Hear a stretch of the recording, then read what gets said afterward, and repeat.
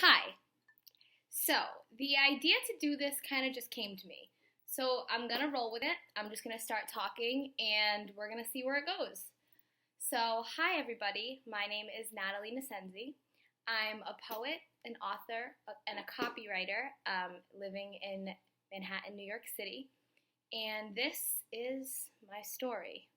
And I'm hoping that whoever sees this, whoever's hands this lands in, whether it's on your phone or on your laptop in front of you, it was meant for you to hear.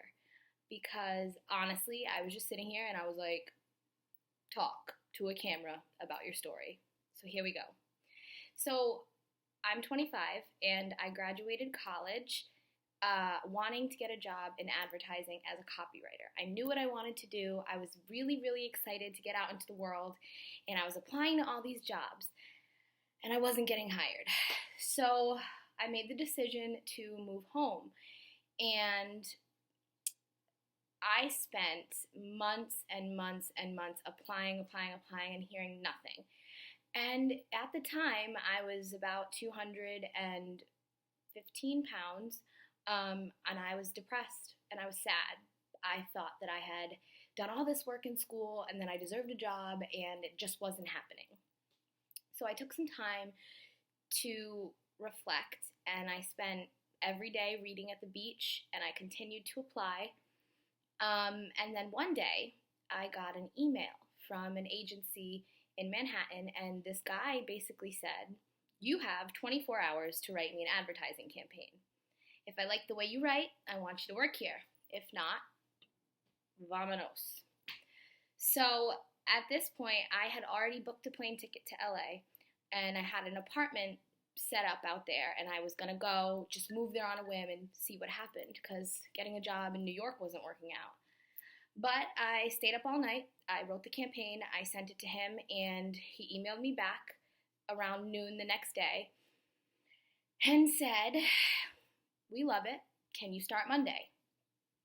So I'm in Rhode Island. This is New York City. I immediately text my college roommate, and I'm like, "Hey, girl, I know you live in Jersey. I just got a job in New York. They want me to start on Monday. Can I come live with you?" And her wonderful family took me in, and I packed my bags and was in New Jersey on Monday, ready to start my job on Tuesday. I was super excited, ready to go. I'd never been to the city before. I go, it's a complete disaster. I just didn't fit in with the culture. I didn't know what I was doing. I hated the job, unfortunately. So I was like, you know what? I'm going to do it for the month, and then I'm going to get on this plane to LA, and I'm going to go out there. And that was it. I was going to finish it out, and I was like, New York isn't for me. Then, want to call it fate, want to call it God, you want to call it meant to be, I don't know, written in the stars, but on the last day of my freelancing gig at this place, and a day before my flight to Los Angeles, I get an email. And a friend of mine was working at an agency, and she said, "Hey, they're interviewing. Come in, do an interview, see if you like it, and maybe it'll work out." So I'm like, okay, whatever. I have nothing to lose. I'm leaving tomorrow. And I go in for the interview, and they're like, "You want to start Monday?" And I'm like, okay. So I don't get on the plane, and I go to work on Monday at this agency, and I loved it. And I have been working there ever since. So shout out to Digitas Health. Y'all are the best blessing ever. So I start my new job, and I'm immediately looking for an apartment. I find this place on Craigslist, and it is a room in a hallway with 4 doors, a bathroom, and a kitchen. It's $1,000 a month on the Upper West Side, and I'm like, I'll take it. So I'm living with strangers. I'm alone in this little white room, taking the subway from 103rd Street to 34th every day, going to this job, and I'm loving it. So I'm like, what can I do? What's next? And I end up reconnecting with a high school friend, and his name's Colin. And he was also in the city. He had just gotten a job, and we randomly ended up crossing paths, and he was on a weight loss journey. So I hopped on the train with him, and he would be like, it's caloric deficit. And I would make fun of him constantly about caloric deficit. But I was like, you know what? I'm with you every day. Let me do it too. And this led me into my next journey, which was weight loss. And I hit the ground running. I started dropping weight like that. But it took a lot. It was a lot of self-discipline, a lot of letting go of a lifestyle that I was living. So no more fast food, no more meat. I gave up drinking. I was eating about like 1,000 calories a day, up to 1,200, and dropping weight really quickly. Before I knew it, I was down 45 pounds and I was just feeling great. So I started going to the gym, and the weight kept falling off and falling off and falling off. And before I knew it, I was 130 pounds and a completely different person. So here I am, living in New York City, starting this new highly demanding job in advertising, and now I'm a different person. And what no one tells you when you lose weight is that you look good, you feel good. And everyone knows you look and feel good, but you don't. And it's really hard to look in the mirror, right? And look at the same eyes you've been looking into your whole life, but not recognize the body that you're looking at. And this is something called body dysmorphia. A lot of people that go through weight loss journeys, or have eating disorders or anything really, you don't even have to have a disorder or have lost weight to have body dysmorphia. But what it is when you look at yourself, you don't see what other people see. So it took me a really long time to realize that I looked great. I was this whole different person. I could do anything. I was beautiful. And when I finally started to grasp that, I was like, okay, what's next? Well, I didn't realize that I had a lot more coming to me than the what's next, because work picked up. I was working long hours, trying to prove myself at my job. I was trying to maintain my weight and eat healthy and see this person and live this whole new lifestyle as this beautiful skinny girl, and I just came to this crashing halt. And I just spiraled into this depression. Anxiety took me over. I was thinking things that I never thought I would think about myself. I just lost sight of myself completely, totally, 100%. And not only did I lose sight of myself, but I turned on myself. I didn't look in the mirror. I couldn't formulate my thoughts. I was lost in this chaotic state of mind. My mind was constantly racing, and I was walking through the world with this mask on. And people thought I was totally fine, but behind my eyes, I was just a mess. I had no idea what I was doing, or who I was, or where I was going. I was just living and trying to get by.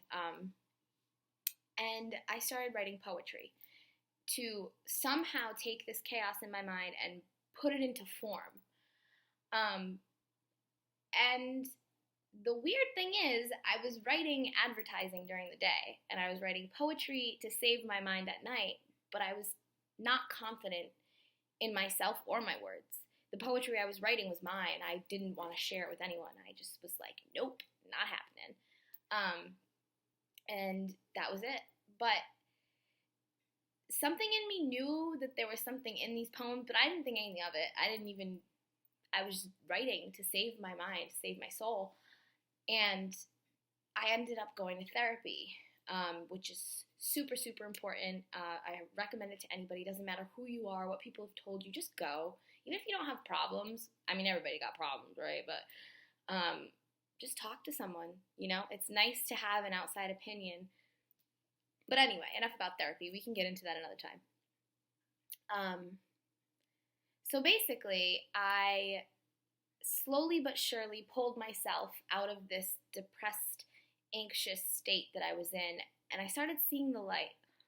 And I started meeting people, and I was opening back up to the world again. And I was, whoa, my computer just shut off. Hold on, I'm still talking. I wonder if it's still recording. It is. We're good. I'm at 10 minutes, but whatever.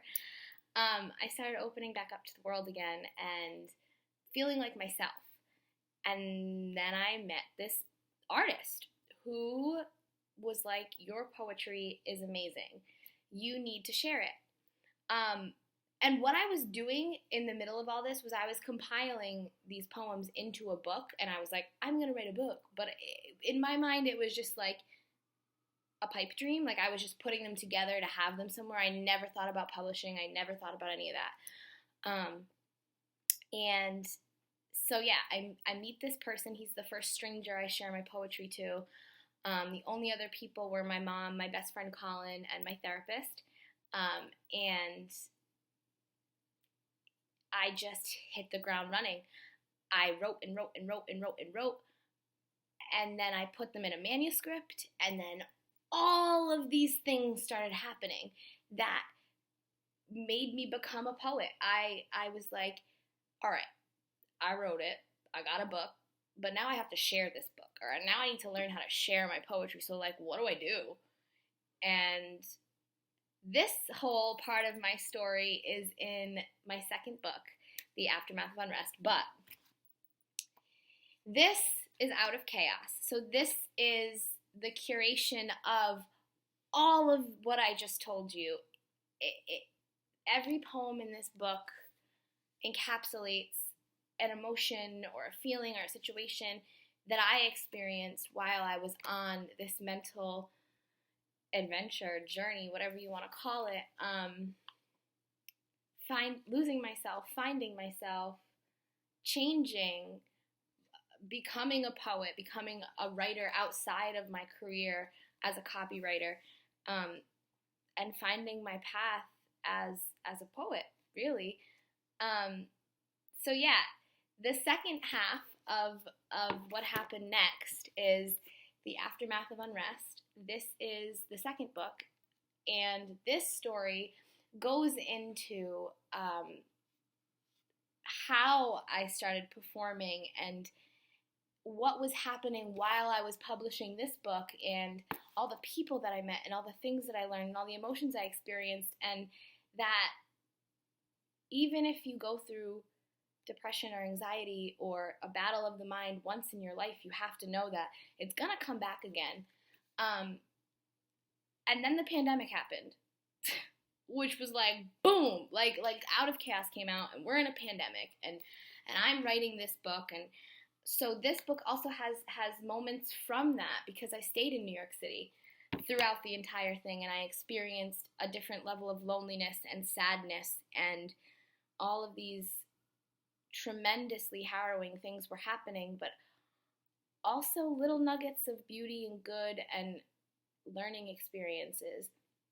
So, am I rambling? I don't know, I'm at 13 minutes. This is gonna be a long one. The moral of the story is,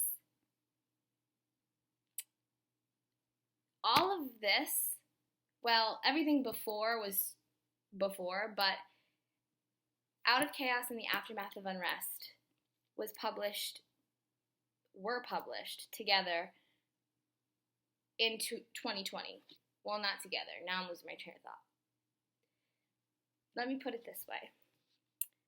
A year ago today, I was at my third poetry event, shaking on the stage with a manuscript in my bag, not knowing what was going to happen next, trying to get my words out in the world.